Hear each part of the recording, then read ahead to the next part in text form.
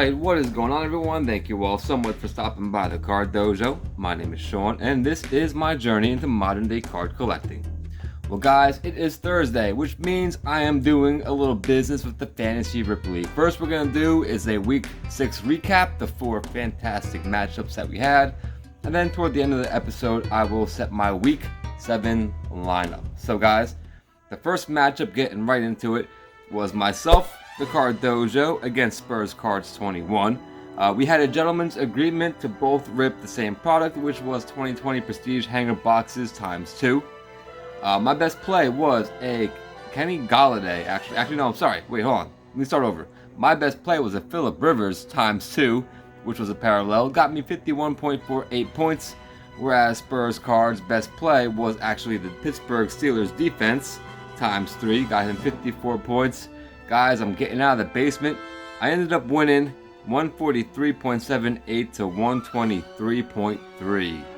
Second matchup was JPN Sports Cards against Durb Sports Talk and Cards. Guys, this was a battle of autographs. So in one corner, JPN pulled a Colin Johnson auto receiver, and he got him 0 × 6 points, which is, as we know, 0 points. His best play was a Derrick Henry straight up, no parallel based card for 39.4 points. On the other side of it, Durbs had a Stephon Diggs ×6, got him 81.6, which would have beat JPN alone. He also had a pretty good Ravens auto, got him for defense, got him 42 points. In the end, JPN only got 77.5 to Durb Sports Talk and Cards 184.48. Fantastic score, as we all know. Moving on to the third matchup, guys, Hendo's Hobbies against FulkzRipz. Hendo ripped a 2020 Mega Box of Donruss, and then Fulk ripped the 2020 Hobby Box of Luminance. So Hendo ended up struggling a lot with the multipliers, but he did get a Rams ×2 for 0 points. So again, 0 × 2 is 0. His best play was a Patrick Mahomes base card for 20.6 points. As you can imagine, he had a rough week. Again, on the other end, guys, Fulk did fantastic with his hobby box. He also pulled an auto, DeAndre Swift, got him 154.8 points. He also had a Lambjack number card ×3, 84.72. Both those scores alone would have beaten Hendo's entire rip. Hendo had 71.7 to Fulk's 308.52. That may be a record. I'm pretty sure that is a record high for the year. The final matchup, guys, was the Buffman 17 taking on House of Cards. The Buffman also ripped a 2020 Donruss Mega Box. Pretty good with the multipliers. And his best play was a Clyde Edwards-Helaire parallel ×2. Got him 37.8 points. House of Cards actually had good luck playing Jared Goff mem card ×4. 73.64 points, but in the end, the Buffman 17 took it 137.38 to 128.24. So guys, that is Week 6. Let's move right on to my Week 7 lineup. Okay, here we go. Not the best lighting as usual, but this high angle just works out horrible for me in my shadows. So, we gotta deal with it. Guys, can you believe it is Week 7 already?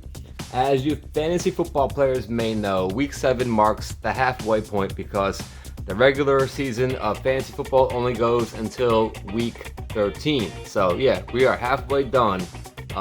So hopefully you guys have all been doing well. Let me know how you're doing in your leagues in the comments. Now we also learned that when I do at this angle, the autofocus just does not work out. So guys, for my quarterback, we could have gone with Gardner Minshew and a couple other guys, but I'm gonna play the rookie, Justin Herbert. I also had Kyler Murray hidden behind there, but we're gonna play the rookie. Justin Herbert over there with not San Diego, which I may have said earlier. He's actually playing for Los Angeles. All right, guys, should I do it? A little welcome to the Chiefs. A little welcome to the Chiefs for Le'Veon Bell. No, we're not gonna do it. I'm sticking with the man, Clyde Edwards-Helaire. He had a great week last week. Let's hope he can reproduce. That is straight up, no multiplier. So go away, Le'Veon. All right, guys, for my second running back, Cam Akers ×2, or I could have done a Josh Jacobs straight up. If this was a ×3, I would probably take the chance with Cam Akers, but because it's not, I'm going to go with Josh Jacobs, the rival. So now we have the AFC West represented pretty well. All we need is a Denver Bronco.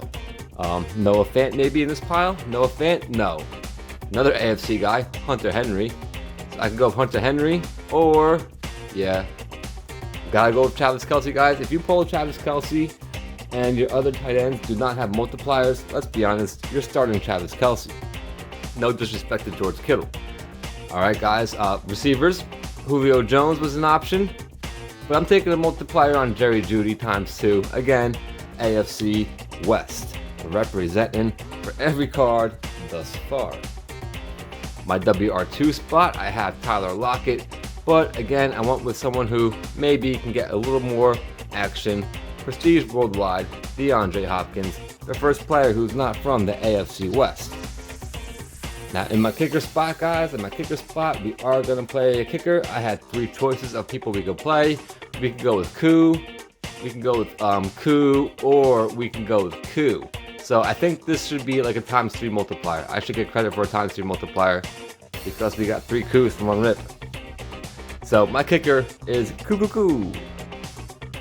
Finally, last but not least, well maybe least, for my defense, we could start the Rams, represented by Aaron Donald. However, I'm going with the multiplier. I'm taking a chance. We're going with Antoine Whitfield Jr., who is a safety, so he is a defensive player. Tampa Bay Buccaneers with the ×2 multiplier, and my focus was doing so well up until just now. So there you go, guys. Quick little episode. We are back on track tomorrow with a Donruss Walmart versus Target battle. And Monday, we have something special. We have, hold on, let me just go and grab it real quick. Here we go, guys. Fresh in to the Card Dojo. I'm just gonna cover up those cards. Right there, we have a giveaway win from Collectorholic, guys. These are very unique. This is baseball quarters, and they're basically just quarters that are turned into baseball cards. So that'd be very interesting. I'm gonna call it Money Monday. So that's what we're doing Monday, and check in on Friday for the battle and check in Saturday for the mail day. I have a big mail day coming. The packages are stacking up. So guys, as always, thank you for stopping by. Take care.